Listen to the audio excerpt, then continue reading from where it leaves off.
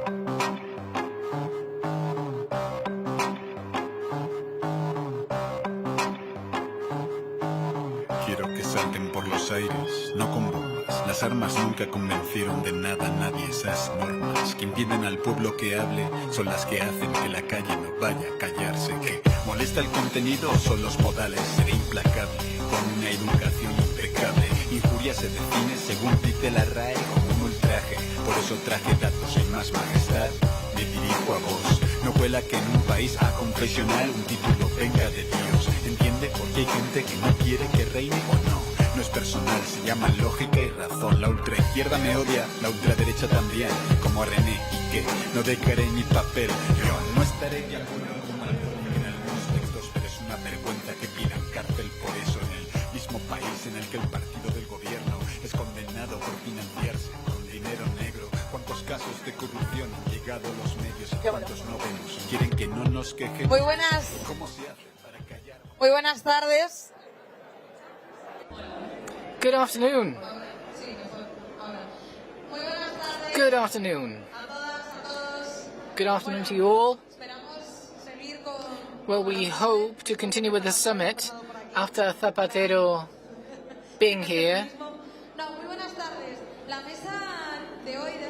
This panel, this session, will probably be one of the most needed, if not one of the most important ones, at a time of increased violence, harassment, not just harassment in the street, but also in the digital sphere, in a moment of platforms and content and means. I think that the meaning and the work that four women do, four women like these, is everything. So without any further ado, because I know you want to listen to them, for those who do not know them, Carla Galeote, a lawyer, activist, she does amazing videos that I recommend you see. Also with science. Julia Salander, the same, politologist, activist. She also publishes videos with stories. I would recommend the youngest to see, creating interesting discussions. To this side, Elena Reynés, communicator, publicist. She's creating a lot of videos on social media, so digitally. She even opened a platform that she will tell us more about that is also reaching many young people. And last but not least, Maria González, historian, professor, activist. If something brings these, or our five women, is the feminist struggle that they've never left behind, which is what they want to do and tell. All of this have led them to episodes of harassment and violence that have been really hard. But each one of them in their situation and with defending their feminism. So let's start with you, Carla. And let's start by saying what is going on. Why do people hate women who take a step forward on digital platforms, political parties as well? We've seen some cases in recent times or in the media. Well, first of all, thank you so much. I really believe that what we five are doing here is important, because in a progressive summit, we needed a panel with women only to speak about our experience, our violence, and feminism in our policies. Now, what is happening? I think that hate against women and the violence that we women have received has always existed. It's not new, and we must say so.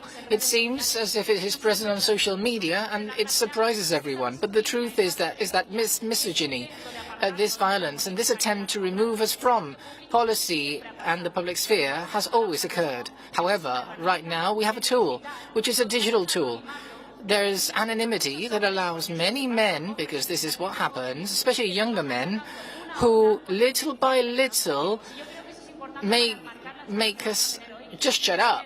And we need to understand that what they want is to shut us up so that we shouldn't be here talking to all of you today. Can you hear me? Yeah? Yeah. I would like to analyze something. In the end, social media is a super important agent right now. Young people get information from us. And the fact that we are here, 5 women doing policy online, on social media. This agent is important because a 25-year-old boy will no longer watch the TV or read the newspaper. He will get his news from these sources. Obviously, I'm generalizing. Some will watch the TV. But a lot of young people just use social media. So the 5 of us talking about violence here today and how important is what happens online is crucial, because this is an element that is not widely discussed. And the fact that institutions and political parties want to put the spotlight on it, like Rufián, Pedro Sánchez, the far right has understood really well what the discourse and the language there is online is. So I would like to say is, how does the left conquer these spaces? How can we conquer spaces where there is a lot of violence? Violence that would not be tolerated in the street, because if someone insults you in the street, you would identify that violence straight away. But as Carla said, in the guise of anonymity, many men, some women too, but the violence we all suffer primarily comes from men, is allowed. A certain type of violence is allowed that, were it to happen on the street, would not even be contemplated. It would be surreal. Elena? I fully agree with what my colleagues just said. I'm a newbie to social media, and a few months ago I had to leave them because of a defamation campaign I suffered, and I had never been the object of such hatred.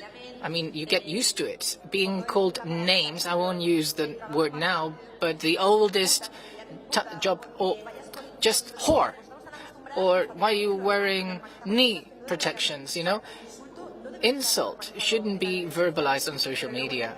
But then campaigns being organized where you are told where you live, that they will kill you, that they are looking for you, people who you know who they are. Because interestingly, we're not just talking about anonymity on social media.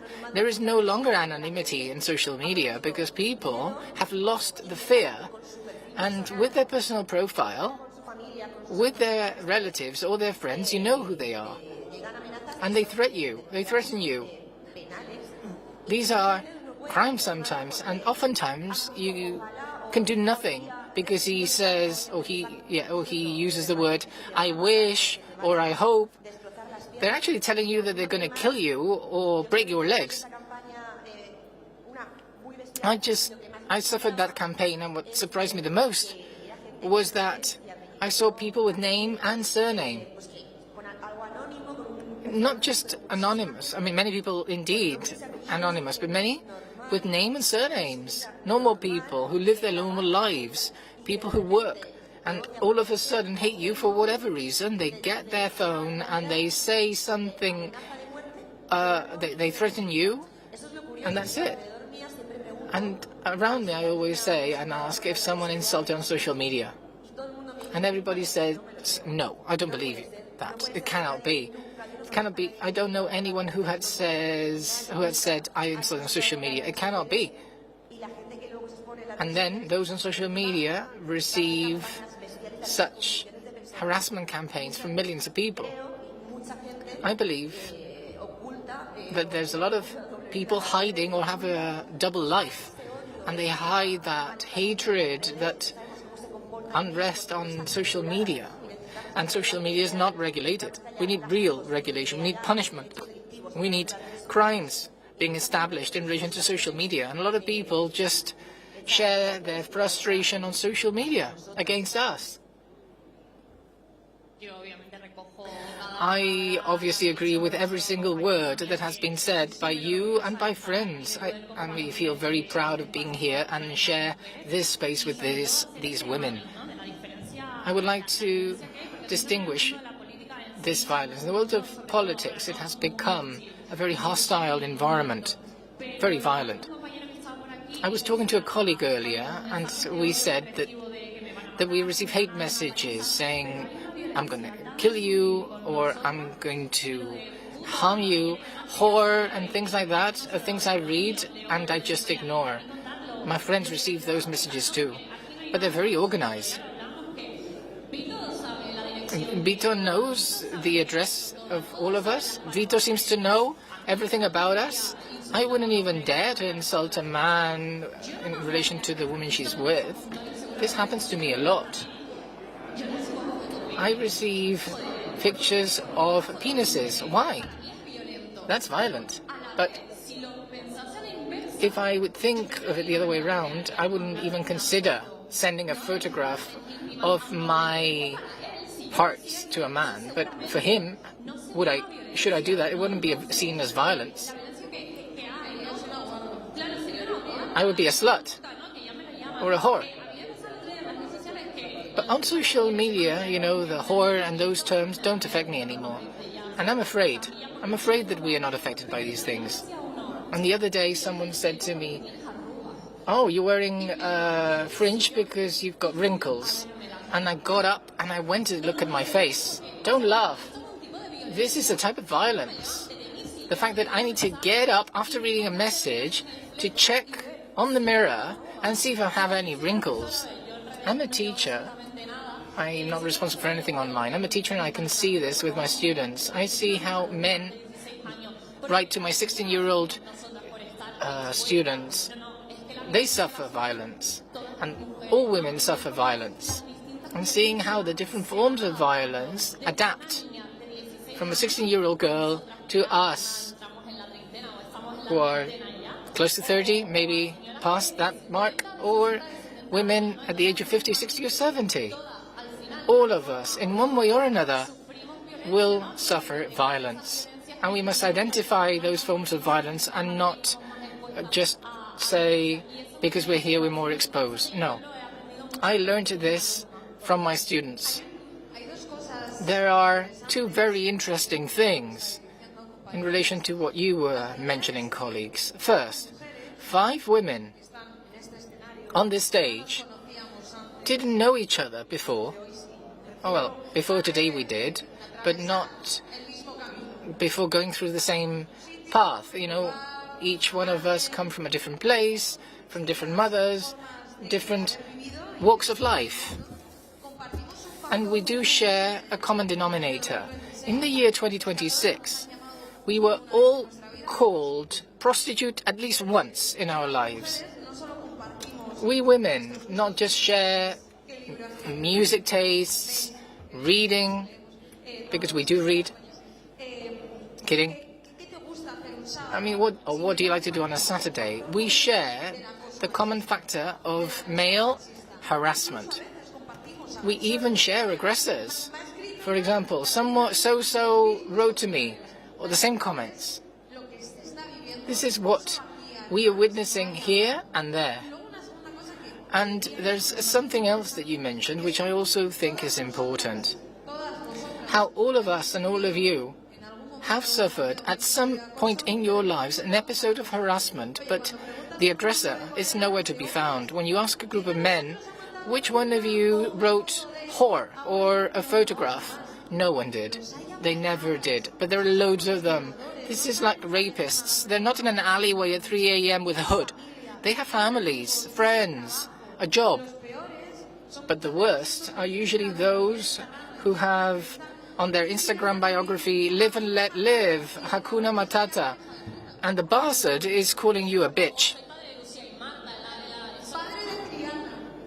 Or "I'm the father of Triana," yeah. And many of them are Christian, yes, loads of them. And they say nurse, psychologist. But other than that, how can we put an end to this? Carla, what happens? Why do they feel they can do anything they want? It's already a reality, but do they go unpunished because despite there being claims, and Elena will tell us something about that in a minute, why do they think they can just get away with it? Because men don't suffer this. That's the simple answer. The impunity we see today with these men, with or without anonymity, are constantly harassing women on social media, is going unpunished based on the fact that they are men and based on the fact that victims are women. This happened with gender violence, it happened when we had to defend abortion, it happens with so many forms of violence that we suffer. When we ask that they're brought to an end, that they be eradicated, it seems that they go in 5th, 6th or 7th, or priority of the world agendas of politicians. We cannot accept that currently old women, regardless of the followers, origin, social class, race, or the money they have in the bank account and what they do on social media, each and every one of us at some point in our lives have been the subject of violence on social media. All of us, half of the population, not isolated cases, not on the sidelines. By chance, when one needs to legislate, who will they legislate with? Elon Musk? Will you ask Elon Musk to close its company full of violence, to put an end to that violence when he himself exerts it? You cannot put an end to violence online because there is no interest, and because those who must put an end to this violence are the same that created it. I have no doubt about that. Let me add that if we now want to upload a photograph of your nipple on Instagram, TikTok, Facebook, after 1 second, they will detect it and censor it. Why don't they censor death threats we receive? I mean, are there no technological tools to censor these things? They do exist, they just don't want to. You try to upload sexual content, and after a second, the platforms detect you are doing something not allowed. The message that we receive is that Instagram, Twitter, TikTok allow for harassment. How come they do not censor you uploading a post with 300 comments of hate? Instagram is detecting them, and Instagram is allowing them. So we need to work on public policy and legislation. This can be legislated. There are technological tools to prevent our harassment from taking place. These are not just one comments. These are massive comments. They're organized. They have Telegram groups. Telegram groups of Alvise Perez with more than 100,000 guys sending the posts and commenting massively. And obviously you get afraid of this. You see this on a screen. It's daunting. This can happen in real life. I don't know whether it's happened to you. It has happened to me. I was insulted on the street. So a time comes when they dehumanize you, and you, to protect yourself, dehumanize them. Because you see Paquito 123, and you say, who is Paquito 123? But in this process of dehumanization, you become disassociated. They are insulting you. I can prove to be strong and say I'm not affected by hatred, but of course I am. It's impossible, and it's a mistake to normalize violence. So what I want is social media, streets and schools, because the bullying that we suffer is digital bullying. Right now, this happens digitally, but in the school, there are boys and girls who are living through this every single day. And at school, and I'll finish, at school, when you suffered bullying, you later went home and you had your safe space. Now, you have this stuck to your hand 24/7. Harassment is never ending. And the harassment that takes place in school happens here. So in terms of public policies, this should be taken seriously, because then we see the data for mental health affecting youngsters, or suicide rate, and you say, way, this can happen, this can lead to serious consequences. We'll continue with policies, but Julia, you referred to something interesting. The oligarchs are leaving us alone. It happened to me that I denounced in an Instagram post a death threat, a comment, and my post was erased before the threat was, before the insult, before blocking their account. Mine was suspending for days.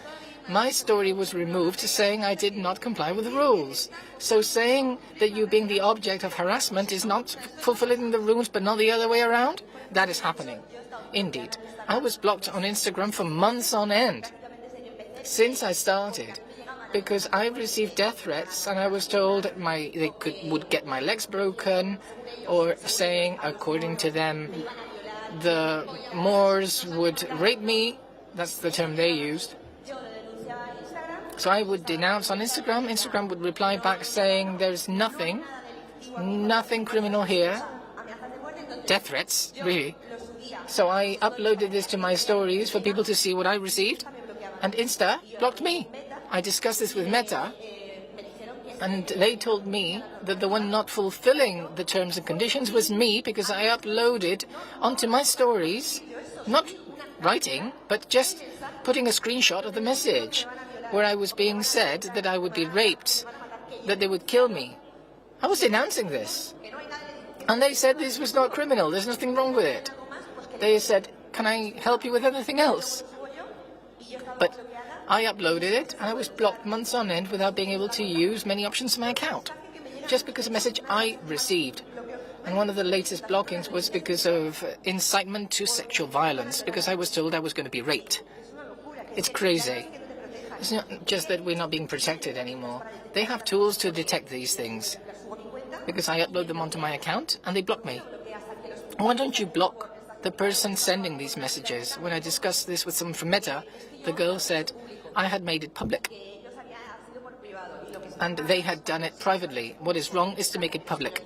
But if you say it privately, I can say whatever I want and it will be okay. I was unable to do anything. My account was blocked until recently, and I still have thousands of things restricted because I shared the messages showing the death threats. That's incredible.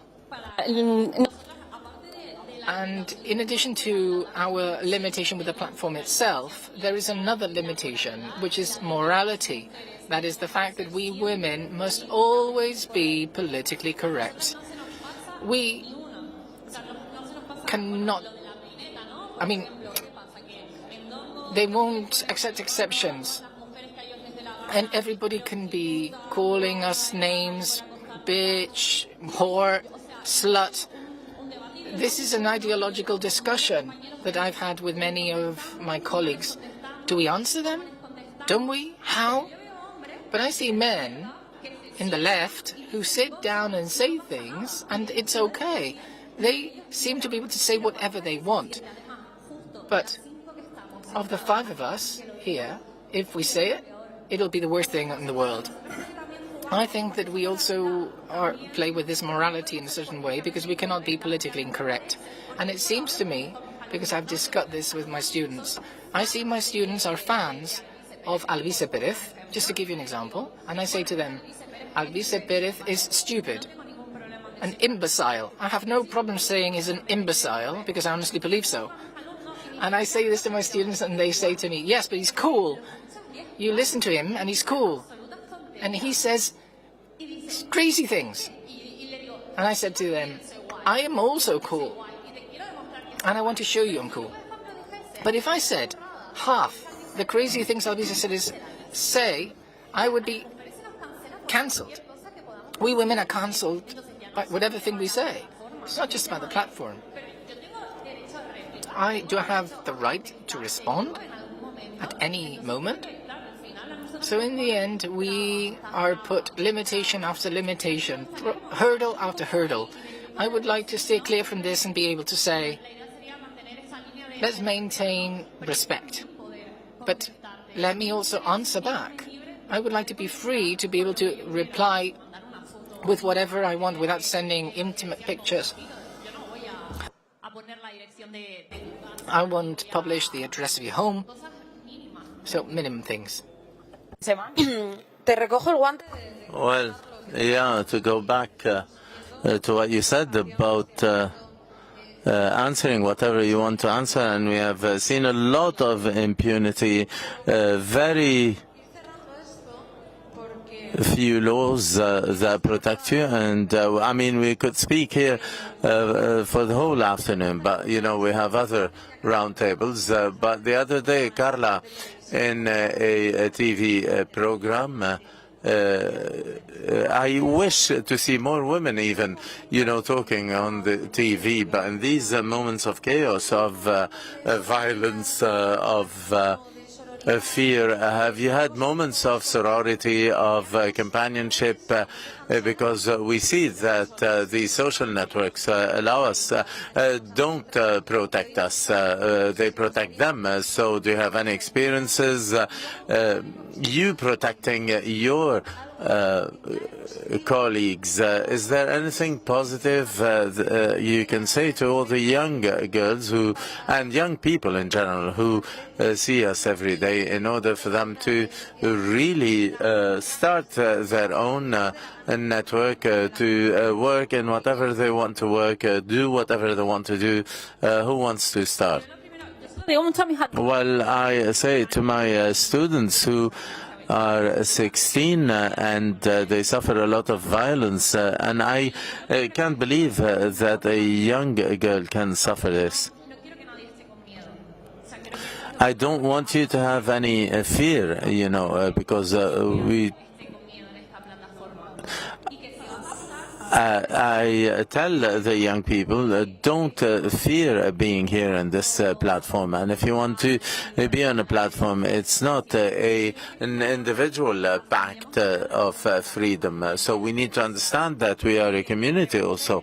And among women, we need to support each other, because sometimes as a woman I suffer criticism from other women, and it makes me suffer. Of course, yeah, we have different views on feminism, and we don't always agree 100% on things, but I would never criticize a colleague, another woman, saying that she is very violent, etc. No, so we need to collaborate much better. We need to really create a better community of women. Of course, we cannot be absolutely everywhere. For example, I don't have Twitter, and it's very clear that I don't want to have Twitter. So let's try to find safe spaces where we can be. We don't need to be in every single network.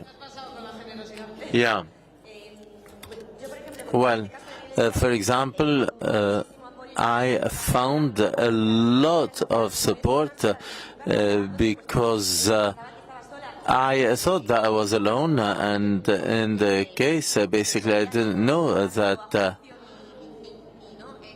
you know, I could, you know, sue the people who are attacking me. So there is an organization called Action Against Hate. They explained to me how to really sue those people who were attacking me, and or, for example, other media who also they conveyed all this information, and it was false information mainly, and also so we sued them, and this was accepted by the prosecutor. So after a few months, now it is in course. So now they consider that this violence, despite the fact that it's digital, is real, because it goes beyond, you know, the digital world and across the screen. So I'm very happy. So I have a lot of people who support me, so we're not alone.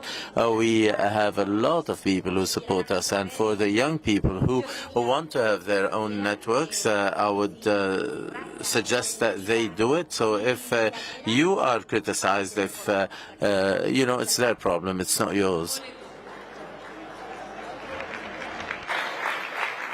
Sí, o sea, yo creo, a mí me gusta.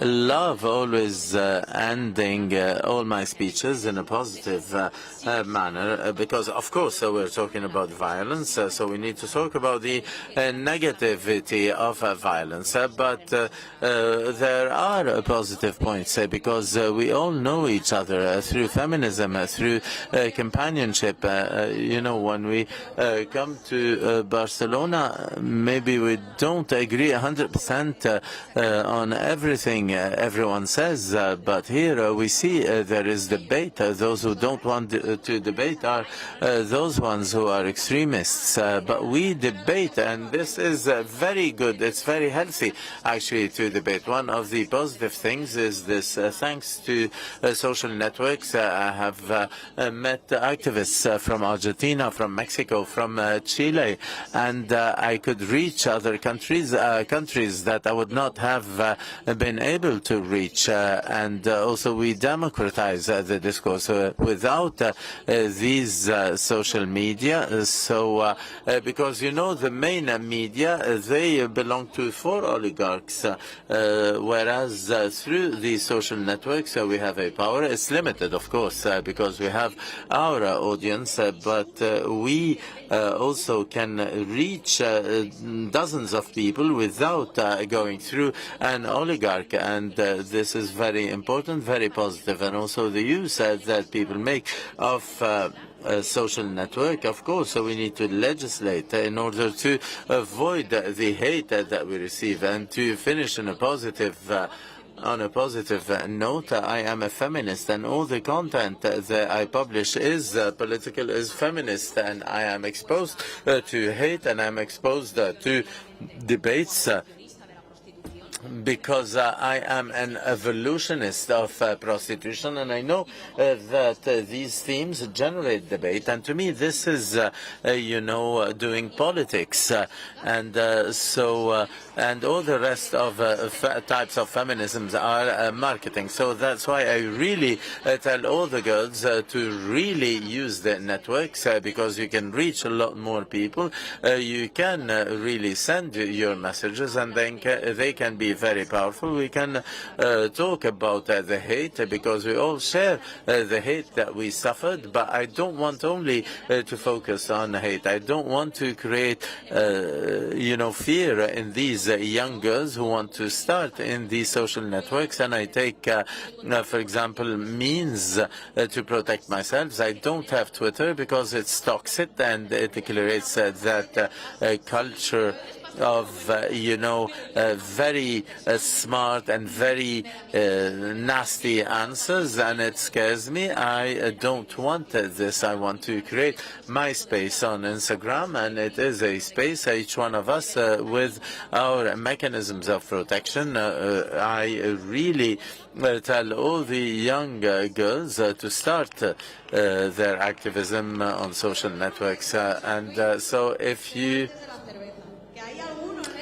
tweet anything, so please do it before, because there are people from the right wing that don't do it. But anyway, Carla, and to finish here, so I do agree with absolutely everything you said. I don't want only to talk to the young girls, and I do agree with what you said, but I want to talk to each one of you. Those who are speaking today, we're not speaking only about women. We're not only speaking about what's digital. It's not something that happens to all 5 of us. The violence that we suffer on the internet is not freedom of speech. To see artificial intelligence showing us nude pictures is not freedom of expression. To receive threats is not freedom of expression. So we need, and I insist, each one of these actions want to have us stop speaking, not allow us to have a voice, not to organize a progressive event like this one, because what they want is to really throw us out of the public space. We're not talking about women, we're talking about democracy, and that's why everyone here need to be on the good side of history in order to make sure that there is legislation to make women freer, to make women free of violence, and to have more democracy. It does not have only to do with women, it has to do with democracy. And thank you very much, Carla Giulia Maria Elena was asked to talk about what I was suffering. But I won't say it, I won't do it, because you know what I've been suffering lately, but I believe that it is very, I don't know how to say it, it's wrong to think that has to do with me. No, no, no. Before us, many of you and many of people who are seeing us in town halls, in unions, in the media, etc., who opened the door for us. And we are fighting also to make sure that other women in the future will not have to suffer what we suffered. So it does not have to do with Carla, with Sarah, with Maria. It has to do with women who have been humiliated in institutions like in the Congress, and the society did not react. We're talking about women whose home was attacked, women who are suffering, people harassing us at the door of our home day and night. So that's why we because they want us to shut up, because if not, your life will be in misery. But if we unite all together, they won't be able to ruin our lives, and we are going to ruin theirs. So that's why it is very important to stop all these people who are attacking women, who are ridiculizing them, who are humiliating them, aggressing them. So that's why it's very important to do something in order to make sure that all we said today will end up being public policies that will attack the aggressors, because in order to fight impunity, and hopefully in the future no impunity, and more feminism is the word. Thank you.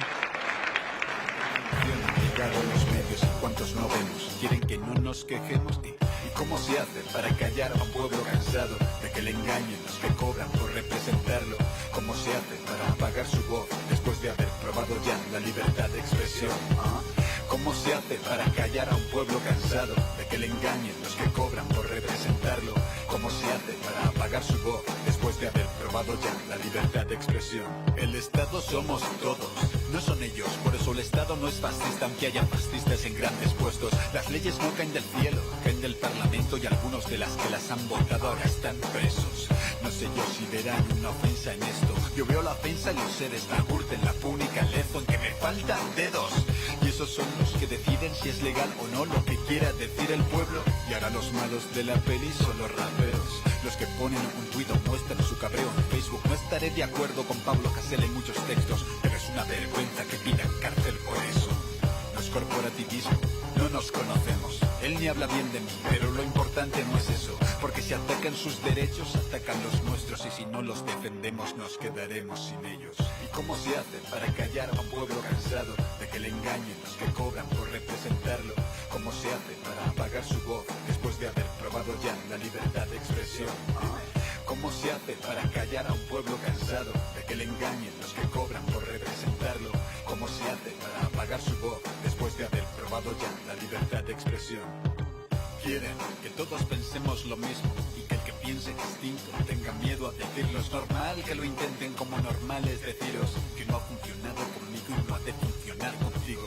La censura no parece censura al principio, y el censurado es censurado por un buen motivo. Así empieza a girar la rueda, siempre es lo mismo, y cuando nos damos cuenta hemos perdido todo en el camino. Detesto las banderas, detesto los himnos, todo lo que sirve para que creamos que somos distintos.